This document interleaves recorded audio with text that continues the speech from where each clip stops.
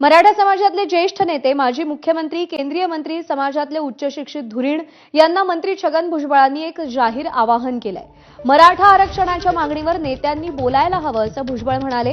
मराठा समाजाला वेगळं 10% आरक्षण दिलं आणि त्यानंतरही ओबीसीत समावेश होण्यासाठी आंदोलन केलं गेलं। वेगळं 10% आरक्षण नकोच का? ईडब्ल्यूएस आरक्षण रद्द करायचं का? असा थेट सवाल त्यांनी विचारला आणि यावेळी मराठा समाजातल्या ज्येष्ठ नेत्यांनी, शिकलेल्यांनी, आरक्षण विषयातलं समजणाऱ्यांनी बोलायला हवं असं आव्हान भुजबळांनी दिलं।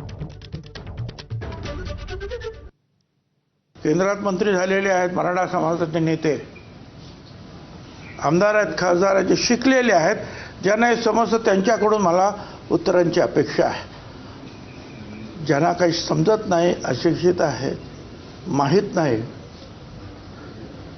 त्यांच्याकडून मला ह्या उत्तराची अपेक्षा नाही।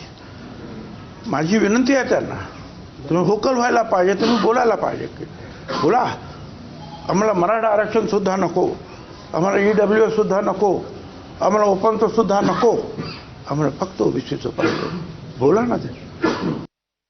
सगळा मराठा समाजाला ओबीसी घ्या, ओबीसीमध्ये घ्या, अशा प्रकारचे आंदोलन होत आहेत, प्रेशर निर्माण केलं जात आहे। मला त्यांना सांगायचं आहे, किंबहुना विचारायचं आहे, तुम्हाला मराठा आरक्षण नको का? तुम्हाला 10% मराठा आरक्षण नको का? ते रद्द करायचं का? तर भुजबळांनी नेत्यांना उद्देशून नेमके काय सवाल केले तेही आपण पाहूया। छगन भुजबळांचे सवाल असे आहेत की ईडब्ल्यूएस मध्ये 80% मराठा ते 10% आरक्षण नको का?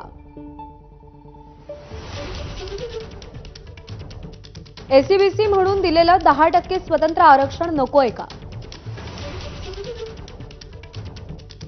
खुल्या प्रवर्गासाठीचं 50% मधलं आरक्षण मराठ्यांना नको का?